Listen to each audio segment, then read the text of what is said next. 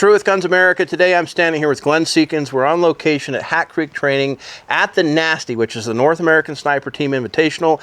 It's an event that is the top tier sniper military teams in the world are here competing. We've done a complete video on this that you can go check out and learn more about that. But in the meantime, we're about to tell you about this rifle right here.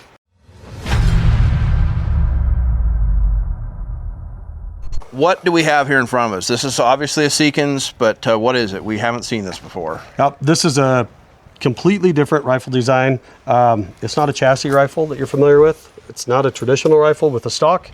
You know, the action on this gun starts right here and it ends up here with the handguard. Does this gun have a name? This gun is called the SIC rifle. Does that stand for something? Seekins Interchangeable Caliber. Okay. So this rifle, you can go from any short action round you want all the way up to 338 Lapua. Okay. So the rifle itself, you know, standard recoil pad, nice adjustable rear portion, so it spins around, does whatever you want, up and down. There's an Allen key in here. It's actually a T25. That will take every screw on this rifle off if you want it to. Okay. Cheek piece is adjustable up, down, left, right, and it rotates a little bit. And the bag rider is built in, so as this stock extends, the bag rider itself, there's no gap. It slides, so you don't have anything in your way. You got a nice hook up there. Yep, got a nice hook in here to hold in your shoulder. So it still folds? It folds just like our current hit rifle. Okay. It folds. This is not replacing the hit rifle.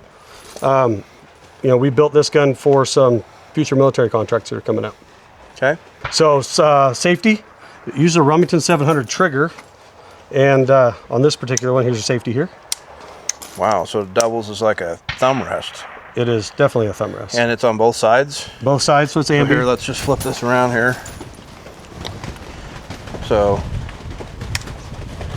and it works either way. So whether you like to run your thumb on the left side, or whether you like to run your thumb on this side. It's super comfy either way. Yeah, and it just rests right there. Yep. You know, from there, you know, we've already talked about the stock. You can put about any grip you want on it, as long as it doesn't have the top on it, like an AR grip. So any precision rifle grip. Trigger guard and mag well are held on with the takedown pins. Okay. So it's super easy to configure this gun. You can swap the mag well with just 2 push pins, just like your gas gun, your AR. Okay. The trigger guard slides right out. The trigger dumps out, so it's completely toolless. Okay. So while you take this out, you got the magazine. Talk to me about this. How many rounds does this hold? So this is a double stack, 12 round mag. Holy smokes. That's 12 rounds of 338 Lapua? Yes. Okay. So it's like 90 bucks every time you load it. All right, so mag is out. You're pushing the push pins. Yep. I'm going to go and take this up there. So we're going to push the push pins out. They're contained. So here's your mag well. And then this is the best part. There's your trigger. Holy smokes. So you can just throw a trigger in your pack, and if your trigger goes down, you swap it out. Goes to get just super dirty or have whatever, an issue. Or you want to adjust it, there's no tools. So then put it back in. You just got to line up the safety, and that's it. Okay. And then, like all of your other Seekins rifles, this has a quick change barrel system in it. Yep, same system as the other ones. You've got a little screw right here. That little screw goes inside the hole, right? It's that one? Okay. Yeah, on this gun, it's a captured system. Okay. So you just loosen that, and then you can unscrew the barrel, swap out to a 308, 338, whatever you want. Wow. Okay. So this has, is this a monolithic upper on this? What do we got going on here? Kind of. So this is actually the receiver right here. So monolithic means, you know, one piece. It's kind of one piece. I just call it a modular rifle. Okay. So there's no action screws. There's no bedding. You know, a couple of things that cause inaccuracies in some guns. Yep. It's completely configurable, so we can swap whatever around we want. So this is where your handguard attaches onto. Correct. And there's, I mean, this is steel. This is solid steel. You literally cannot flex this. I mean, no, this gun won't flex. Handguard's going to flex a little bit, so whatever you have on the handguard is going to move around. Is the handguard aluminum or steel? Handguard's aluminum. Okay. The receiver itself, though, no flex. So your barrel and scope, nothing's going to flex around. You're not going to have any point impact shift, stuff like that. Now I can see inside here. What are these holes? There's some big holes here. What are those? Well, these are takedown pin holes. Okay. These holes here are pressure relief ports. So we have all of our actions have pressure relief ports on them. This one in particular, we're chasing some super high pressure rounds, and so obviously many of you have heard that sort of the trend is going towards 80,000 psi special cartridges.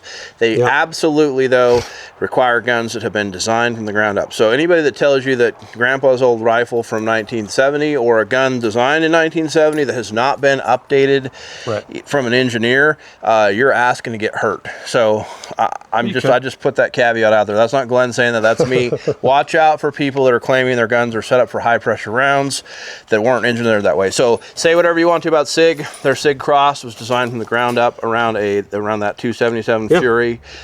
This rifle's been designed from the ground up to handle that. There's a lot of steel in that action. Yeah, all of our M3s, you know, we were playing with the Fury and Backcountry. So all of our M3 platforms are already designed for the high pressure. This one's a little bit beefier. You got a bigger bolt face, a little bit more bolt thrust at higher pressure.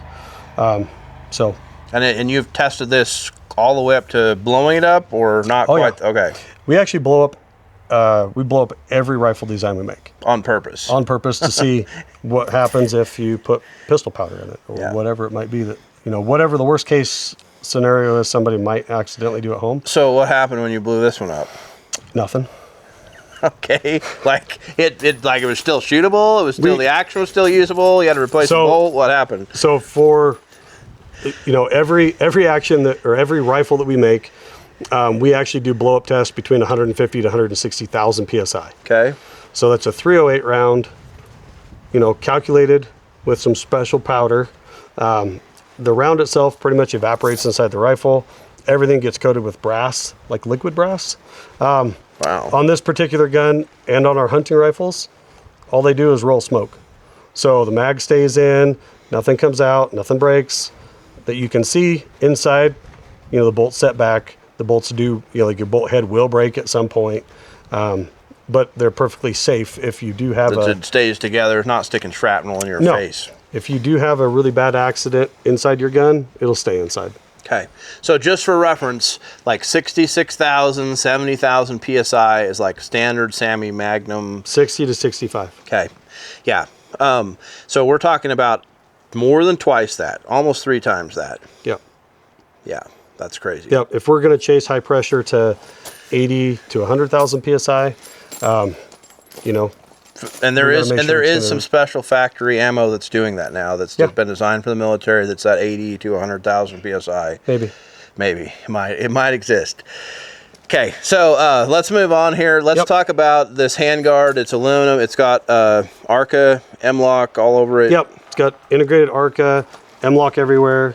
The neat thing on this handguard is it actually has the same bias as the pick rail on the rifle. Okay, so tell people what that means. I understand, but... So your pick rail's cut at, let's say, 20 MOA, and then you put a handguard on here that's flat, most guns. So when you start setting up thermal and night vision and everything else, it's not at the same angle. So what we did was we cut the top of the pick rail, the top of the handguard to the same angle, and then you can configure your pick rail so we can put a short pick rail on here and slide it up and down the handguard wherever we want, and it stays in line with the top rail of the action. Or you can, like this one here. So even if it's here or if it's out here, it's still perfectly in line with this. And this is 20 MOA up here. Correct. Okay. So hopefully that makes sense to you guys as to what he's talking about. There's 20 MOA built in, so because obviously this rail means the scope rail is part of the gun. Part of the action. You don't have to actually go buy a different scope rail. No. And I mean, there's no pins, there's no screws. It's machined on, but it's machined at 20, so that if you're shooting extreme long range, you have an extra 20 MOA in there. And this matches this, is what he's basically. Yeah. So this needs to match. That way everything can be set up properly. And that's not common. Okay, so whatever people are telling you, that is not common. That is not generally how that works. Not unless they machined it into the handguard and it's not configurable. Okay. Okay, so let's talk about this barrel. This is a carbon fiber barrel, and we've got some flats out here on it. So what do we got going on here? So just like our other carbon fiber barrels, you know, we make these in-house. This screws into your action, clamps on. So what we're recommending, the same thing, 20 to 50 foot-pounds. So you can probably get 20 by hand if you're a man about it. If not, we got some wrench flats. So you can take it on, take it off. You know, you can also hold onto these wrench flats and unscrew a suppressor that's stuck. Or rather than torquing on your action. Rather than torquing on your action. Or you can clamp this in a vise right here, unscrew your suppressor, whatever you want. Very cool. Okay. And just for people's curiosity and reference, what suppressor do you have out here? Thunder Beast. Okay. We pretty much run Thunder Beast on everything. Okay. So we didn't talk about this earlier, but we're at, well, we did talk about the fact we're at Hat Creek at the NASTI, but this gun actually is being used as a competition rifle here. Yeah. So it's actually being run, targets out to insane distances, crazy angles, it's being carried all over the mountains right now. Yeah, Hat Creek is a great spot to come and test everything because this is where it's going to be used. Right. So we do primarily, most of our testing is done down here, actual real world testing, not just inside the chute tunnel. Well, so, but what I'm saying is that there's actual competitors that have been using it. So take that there's a couple floating around. Take that for what it's worth today. Okay, I'm just trying to think if we missed anything else on this. Let's talk about the bolt because there's going to be people that aren't familiar with your guns at all. So let's just show them how the bolt works. It's a toolless bolt. It's the same bolt that we have on our M3. It's just a bigger one. So before you close that, let's point out here, this is 60 degrees. Yep. And it is supported all the way back. And it's supported further back in the gun here. It is. You got a little bit more bolt throw, bigger diameter. Why is that an advantage? We wanted to keep the bore height as low as we could, just for recoil impulse. Okay. So the higher the bore height gets, the more the gun's going to recoil differently. So we want that recoil, we want the bore height to be more in line with the recoil pad. So when the gun recoils, it just drives straight back. Okay. All right. Sorry. So it's more for recoil than anything. You were going to show us the bolt. Oh, okay. So bolt on this is just like our other bolts. It's toolless. We've got lots of videos of how to take them apart. But you push the detent, pulling the bolt handle. There's your firing pin.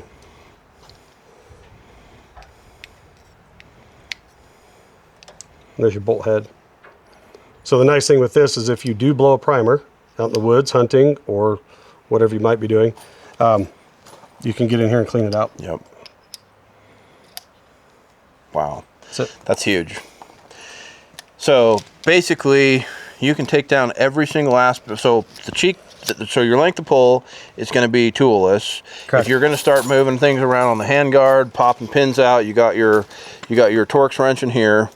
You got an ambi safety, you got a 60-degree bolt throw, toolless bolt as far as service maintenance. I mean, there's basically, you could change calibers, change barrels, repair anything, honestly, on this in the field. That's the idea. That's the idea. Okay, so what was this designed for, like specifically?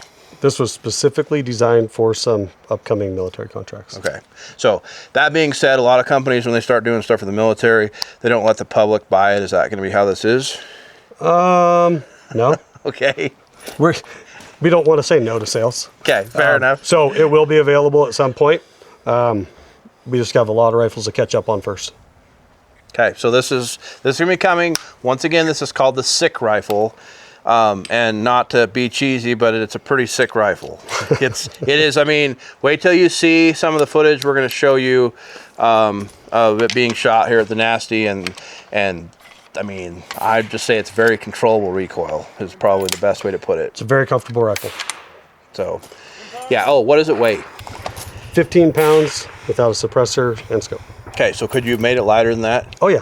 Why did you make it weigh 15 pounds? Because the end user wanted to weigh 15 pounds. Okay, so hopefully you guys can read between the lines on what that means or whatnot, but there's a reason that it was designed to weigh 15 pounds. So, yeah.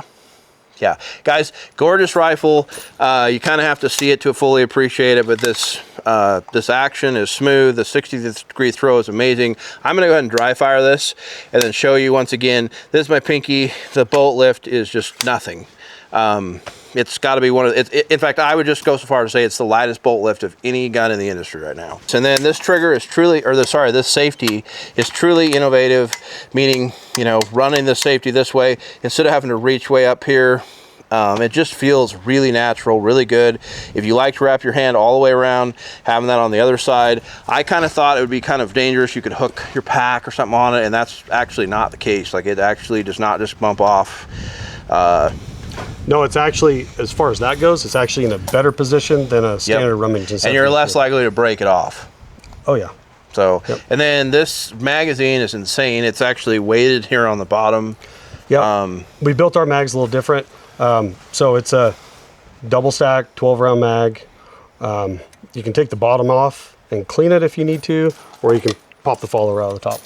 Okay. Well, unless you have anything else you want to say, I'm going to just tell people, hey, we appreciate you watching. Yep. Put comments in the comments section if you have questions. We're going to be getting a rifle to test and review for Guns America, so we'll be shooting this independent of Seekins and checking it out for ourselves to see how it shoots and what we think of it. We'll be doing an independent review at some point, but we appreciate Glenn letting us have a first look at this. I mean, we've seen it here being used. You're going to see some of our footage that we took here at the NASTI of this rifle actually being run in this competition. So I'm pretty stoked to get my hands on one and give it a try. So if you're not familiar with Seekins, go check them out. They have Instagram, Facebook. They have a great website. But otherwise, start telling us what you think about the SIC rifle.